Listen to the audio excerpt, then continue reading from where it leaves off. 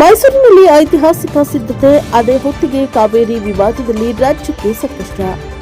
August 1ರಂದು ಮೈಸೂರಿಗೆ ಪ್ರಧಾನಮಂತ್ರಿ ಸನ್ಮಾನ್ಯ ಶ್ರೀ ನರೇಂದ್ರ ಮೋದಿಜಿಯವರು ಆಗಮಿಸುತ್ತಿದ್ದಾರೆ.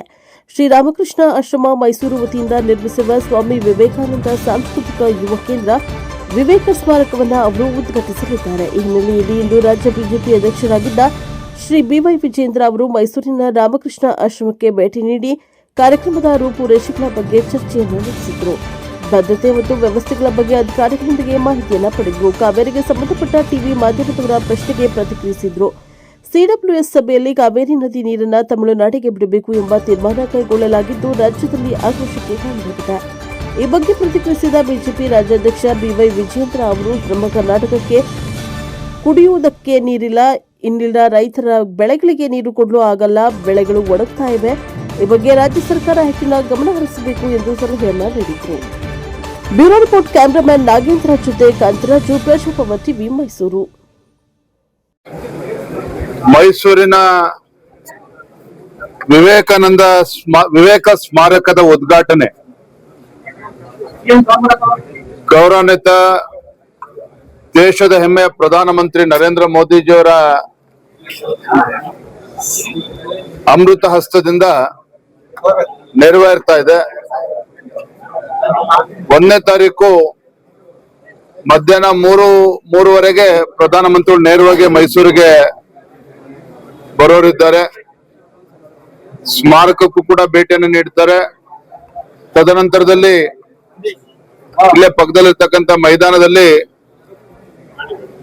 ಅವರೊಂದು 80,000 ಮಕ್ಕಳು ಕೂಡ ಇರ್ತಾರೆ. ಆ ಕಾರ್ಯಕ್ರಮದಲ್ಲೂ ಕೂಡ, ವೇದಿಕೆ ಕಾರ್ಯಕ್ರಮದಲ್ಲೂ ಕೂಡ ಭಾಗವಹಿಸ್ತಾ ಇದ್ದಾರೆ. ಪರಮ ಪೂಜ್ಯ ಸ್ವಾಮೀಜಿಗಳವರ ಅಪೇಕ್ಷೆ ಕೂಡ ಇತ್ತು. ಒಂದು 6-8 ತಿಂಗಳಿಂದನೇ ನನಗೂ ಕೂಡ ಮನವಿಯನ್ನು ಕೂಡ ಮಾಡಿದ್ರು, ಹೇಗಾದ್ರೂ ಮಾಡಿ ಪ್ರಧಾನಮಂತ್ರಿಗಳನ್ನ ಕರೆಸ್ಬೇಕು, ವಿವೇಕ ಸ್ಮಾರಕ ಪ್ರಧಾನಮಂತ್ರಿಗಳವರ ಕೈಯಿಂದಲೇ ಆಗ್ಬೇಕು ಅನ್ನುವ ಅಪೇಕ್ಷೆ ಪರಮ ಪೂಜ್ಯ ಸ್ವಾಮೀಜಿಗಳು ಕೂಡ ಇತ್ತು. ಸ್ವಾಮೀಜಿಗಳವರ ಆಸೆ ನೆರವೇರ್ತಾ ಇದೆ. ಪ್ರಧಾನಮಂತ್ರಿಗಳು ಬರ್ತಾರೆ 1ನೇ ತಾರೀಕು. ಮತ್ತೊಂದು ಸಂತೋಷ ತರುವಂತ ವಿಚಾರ ಅಂತ ಹೇಳಿದ್ರೆ, KR ನಗರದ ಕಂಚಹಾರನ ಕೊಪ್ಪಳು ಬಹಳ ಬಡ ಕುಟುಂಬದಿಂದ ಬಂದಿರುವಂತಹ ಶಿಲ್ಪ ಕಾಮನ್ವೆಲ್ತ್ ಗೇಮ್ಸ್ ನಲ್ಲಿ ಗುಂಡು ಎಸೆತ ಶಾರ್ಟ್ ಪುಟ್ ಅಲ್ಲಿ ಇವತ್ತು ಪದಕವನ್ನ ಪಡೆದಿರುವಂತದ್ದು ಕೇವಲ KR ನಗರ ಅಷ್ಟೇ ಅಲ್ಲ, ಕರ್ನಾಟಕ ಮತ್ತು ಇಡೀ ನಮ್ಮ ದೇಶದ ಹೆಮ್ಮೆ ಅಂತ ಹೇಳೋದಕ್ಕೆ ನಾನು ಈ ಸಂದರ್ಭದಲ್ಲಿ ಇಷ್ಟಪಡ್ತೇನೆ. ಅಭಿನಂದನೆಯನ್ನು ಕೂಡ ನಾನು ಸಲ್ಲಿಸ್ತೇನೆ. ಯಾಕಂದ್ರೆ ಬಹಳ ದೊಡ್ಡ ಸಾಧನೆಯನ್ನ ಶಿಲ್ಪ ಅವ್ರು ಮಾಡಿರ್ತಕ್ಕಂಥದ್ದು. ಬಹಳ ಕಡುಬಡ ಕುಟುಂಬದಿಂದ ಬಂದಿರತಕ್ಕಂಥ ಶಿಲ್ಪ ಅವರು ಏನೇ ಬಡತನ ಇದ್ರು ಕೂಡ ಸಾಧನೆ ಮಾಡ್ಬೇಕು ಅನ್ನೋ ಇಚ್ಛಾಶಕ್ತಿ ಏನೋ ಅವಳಲ್ಲಿತ್ತು. ಅದರ ಪರಿಣಾಮ ಮತ್ತು ಸಾಧನೆ ಆಗಿರುವಂತದ್ದು ನಮ್ಮೆಲ್ಲರೂ ಕೂಡ ತುಂಬಾ ಹೆಮ್ಮೆ ತರುವಂತ ವಿಚಾರ. ರಾಜ್ಯಕ್ಕೆ ಕಾವೇರಿ ನಿರ್ವಹಣಾ ಮಂಡಳಿ ಒಂದು ಆರ್ಡರ್ ಮಾಡಿದೆ. 15 ದಿನ ನೀರು ಬಿಡಬೇಕು. Kaveri water management authority CWMA ಆ ಟ್ರಿಬ್ಯುನಲ್ ತೀರ್ಮಾನ ಮಾಡೋ ಮುಂಚಿತವಾಗಿನೇ ಕಾಂಗ್ರೆಸ್ ಸರ್ಕಾರ ಯಥೇಚ್ಛವಾಗಿ ಈಗಾಗಲೇ ನೀರನ್ನ ಹರಿಬಿಡುವಂತ ಕೆಲಸ ಈಗಾಗಲೇ ಮಾಡಾಗಿದೆ. ಮುಖ್ಯಮಂತ್ರಿಗಳ ಹೇಳಿಕೆಯನ್ನು ಕೂಡ ತಾವು ನೆನಪು ಮಾಡ್ಕೋಬೇಕು. ಕಾವೇರಿ ಕೊಳ್ಳದ ರೈತರು ಯಾರು ಕೂಡ ಬಿತ್ತನೆ ಮಾಡಬಾರದು ಅನ್ನುವ ಹೇಳಿಕೆಯನ್ನು ಕೂಡ ನೀಡಿದ್ರು. ಮಾನ್ಯ ಮುಖ್ಯಮಂತ್ರಿಗಳ ನಡವಳಿಕೆನ ಗಮನಿಸ್ತಾ ಇದ್ರೆ ಮನೆಗೆ ಮಾರಿ ಊರಿಗೆ ಉಪಕಾರಿ ಎಂದಂತಾಗಿದೆ ಅವರ ನಡವಳಿಕೆ. ಮನೆಗೆ ಮಾರಿ ಊರಿಗೆ ಉಪಕಾರ ಎಂದಂಗ ಆಗಿದೆ. ಯಾಕೆಂತ ಹೇಳಿದ್ರೆ ಇವತ್ತು ನಮ್ಮ ಈ ಭಾಗದ ರೈತರಿಗೆ, ದನ ಕರುಗಳಿಗೂ ಕೂಡ ಕುಡಿಯಕ್ಕೆ ನೀರು ಸಿಗ್ತಲ್ಲ ಅಂತ ಪರಿಸ್ಥಿತಿ ಇದೆ. ಟ್ರಿಬ್ಯುನಲ್ ಆದೇಶ ಮಾಡೋ ಮುಂಚಿತವಾಗಿ ನೀರನ್ನ ಬಿಟ್ಟಿದ್ದಾರೆ. ಕಾವೇರಿ ವಾಟರ್ ಮ್ಯಾನೇಜ್ಮೆಂಟ್ ಟ್ರಿಬ್ಯುನಲ್ ಮುಂದೆ ಸರಿಯಾದ ರೀತಿಯಲ್ಲಿ ವಾದ ಮಂಡನೆ ಮಾಡದೇ ಇರ್ತಕ್ಕಂಥ ಪರಿಣಾಮವಾಗೇನೆ ಇಂಥ ತೀರ್ಪು ಇವತ್ತು ಟ್ರಿಬ್ಯುನಲ್ ಅಲ್ಲಿ ಬಂದಿರುವಂತದ್ದು.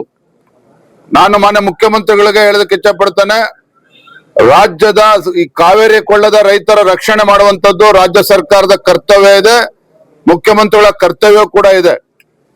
ತಡ ಮಾಡದೇನೆ ತತ್ಕ್ಷಣ ಮರುಪರಿಶೀಲನಾ ಅರ್ಜಿಯನ್ನ ಕಾವೇರಿ ವಾಟರ್ ಮ್ಯಾನೇಜ್ಮೆಂಟ್ ಟ್ರಿಬ್ಯುನಲ್ ಮುಂದೆ ಹಾಕಬೇಕು ಅಂತೇಳಿ ಸಂದರ್ಭದಲ್ಲಿ ಆಗ್ರಹ ಪಡಿಸ್ತಾ ಇದ್ದಾನೆ.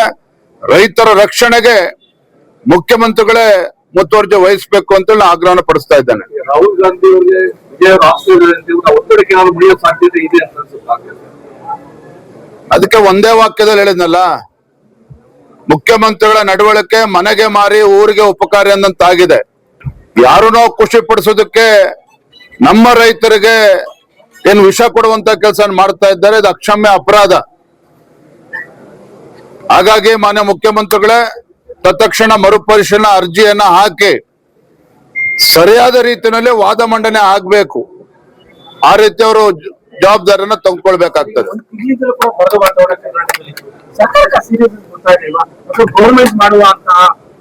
ಅಲ್ಲರಿ, ಮುಖ್ಯಮಂತ್ರಿಗಳಿಗೆ ಗೊತ್ತಿಲ್ವಾ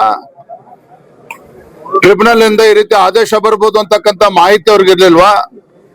ಅಥವಾ ಮುಂದೊಂದಿನ ಈ ರೀತಿ ಆದೇಶ ಬರುತ್ತೆ ಅಂತ ಗೊತ್ತಿದ್ರು ಕೂಡ ಹಿಂದೆ ಕದ್ದು ಮುಚ್ಚಿ ಯಾಕೆ ನೀರು ಬಿಡುವಂತ ಕೆಲಸ ಮಾಡಿದ್ರ? ಹಾಗಾದ್ರೆ ಕಾವೇರಿ ಬೇಸಿನಲ್ಲಿ ಎಷ್ಟು ಟಿಎಂಸಿ ನೀರಿದೆ ಅಂತ ಅವ್ರಿಗೆ ಮಾಹಿತಿ ಇರಲಿಲ್ವಾ ಹಾಗಾದ್ರೆ ಮುಖ್ಯಮಂತ್ರಿಗಳಿಗೆ? ನಮ್ಮ ಪರಿಸ್ಥಿತಿ ಏನು ಅಂತೇಳಿ ಗೊತ್ತಿದ್ದು ಸಹ ರೈತರು ಪರದಾಡ್ತಾ ಇದ್ದಾರೆ, ಬೆಳೆ ಬೆಳೆಯೋದಕ್ಕೂ ಕೂಡ ನೀರಿಲ್ಲ ಅಂತ ಹೇಳಿ ಗೊತ್ತಿದ್ರು ಸಹ ಯಾಕೆ ನೀರ್ ಬಿಡುವಂತ ಕೆಲಸ ಮಾಡಿದ್ರ? ಹಾಗಾದ್ರೆ ಎಷ್ಟು ಟಿಎಂಸಿ ನೀರನ್ನ ಬಿಟ್ಟಿದ್ದಾರೆ ಈಗಾಗ್ಲೇನೆ? ಮಣ್ಣು ತಿನ್ನ ಕೆಲಸ ಮಾಡಿ ಟ್ರಿಬ್ಯುನಲ್ ಮುಂದೆ ಸರಿಯಾದ ರೀತಿ ವಾದನೂ ಕೂಡ ಮಂಡನೆ ಮಾಡ್ಲಿಲ್ಲ ಅಂತ ಹೇಳಿದ್ರೆ ರೈತರು ಏನ್ ಮಾಡ್ಬೇಕಾಗಾದ್ರೆ? ಸಚಿವ ಸಂಪುಟ ಸರ್ಕಸ್ ಇವತ್ತು ಕೂಡ ಬಗೆಹರಿದಿಲ್ಲ. ನಾವತ್ತನ್ನು ಕೂಡ ಹೇಳ್ತಾ ಇದ್ದೇನೆ, ರೇಟ್ ಫಿಕ್ಸ್ ಆಗದೆ ಡೇಟ್ ಫಿಕ್ಸ್ ಆಗ್ತಾ ಇಲ್ಲ ಅಂತ ಹೇಳಿ ಮುಂದಿನ ವಾರ ಅಂತ ಹೇಳಿ ಹೀಗೆ ತೊಳ್ಕೊಂಡು ಹೋಗ್ತಾ ಇದ್ದಾರೆ. ಆ ಒಂದು ವಿಚಾರಗಳಲ್ಲಿ ಅಭಿವೃದ್ಧಿ ಅಥವಾ ಕಾವೇರಿದೆಲ್ಲ ನೆಗ್ಲೆಕ್ಟ್ ಆಗ್ತಾ ಇದೆಯಾ ಅಂತ? ಖಂಡಿತ ರೀ, ಇದ್ರ ಬಗ್ಗೆ ನಿಮ್ಗೆ ಯಾವುದೇ ರೀತಿ ಅನುಮಾನಗಳು ಬೇಡ. ರಾಜ್ಯದ ಮುಖ್ಯಮಂತ್ರಿಗಳಾಗಿ ಕಾವೇರಿ ಕೊಳ್ಳದ ರೈತರ ಹಿತರಕ್ಷಣೆಯನ್ನ ಮಾಡೋದ್ರಲ್ಲಿ ಮಾನ್ಯ ಮುಖ್ಯಮಂತ್ರಿಗಳು ಸಂಪೂರ್ಣ ವಿಫಲರಾಗಿದ್ದಾರೆ. ಟ್ರಿಬ್ಯುನಲ್ ಆದೇಶ ಬರೋ ಮುಂಚಿತವಾಗಿ ನೀರನ್ನ ಬಿಡುವಂತ ಕೆಲಸ ಮಾಡಿದ್ದಾರೆ. ಈಗ ಟ್ರಿಬ್ಯುನಲ್ ಆದೇಶ ಬಂದ ಮೇಲೆ ಸರಿಯಾದ ರೀತಿ ವಾದ ಮಂಡನೆ ಮಾಡಿದ್ರೆ ಕೈ ಕಟ್ಕೊಂಡು ಕೂರ್ದೇನೆ ಮರುಪರಿಶೀಲನಾ ಅರ್ಜಿ ಹಾಕ್ಬೇಕು ಅಂತ ಮತ್ತೊಮ್ಮೆ ಆಗ್ರಹ ಪಡಿಸ್ತಾ ಇದ್ದೇನೆ. ಹೋರಾಟ ಆರಂಭಿಸಿದ್ದಾರೆ, ವಿಪಕ್ಷ ಸಾಥ್ ಕೊಡುತ್ತಾ ಅಂತ ಹೇಳಿ ಆಲ್ರೆಡಿ ಪ್ರತಿಭಟನೆ ಆರಂಭ ಆಗಿದೆ. ರೈತರ ಪರವಾಗಿ ಭಾರತೀಯ ಜನತಾ ಪಾರ್ಟಿ ಯಾವತ್ತೂ ಕೂಡ ಇರ್ತದೆ.